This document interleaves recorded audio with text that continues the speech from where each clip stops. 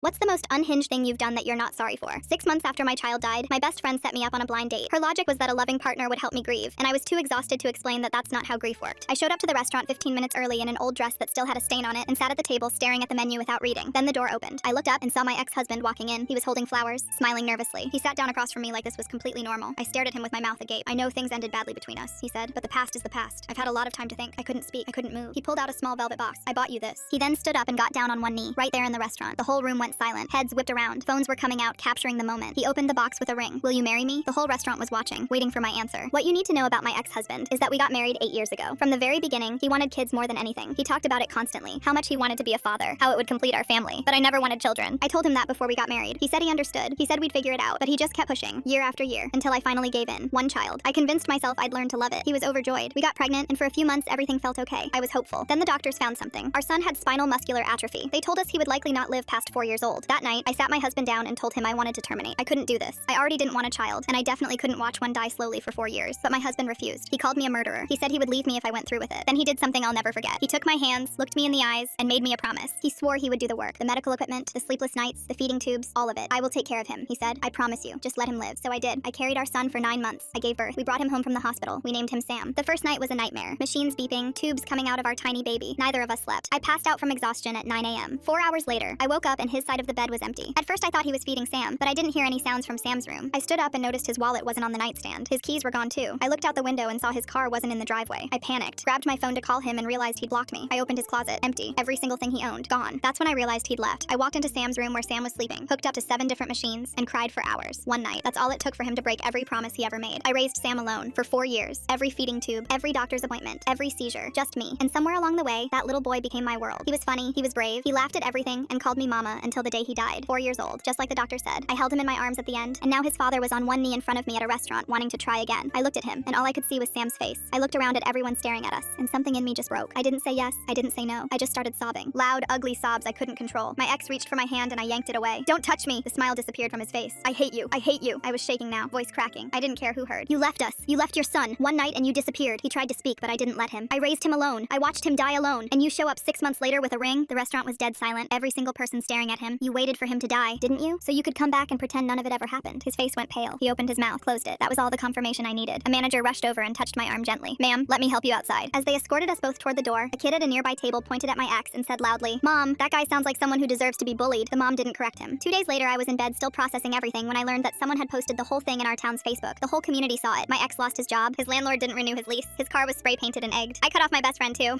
Turns out the only reason she set us up was because he paid off her credit card debt. She sold me out for $8,000.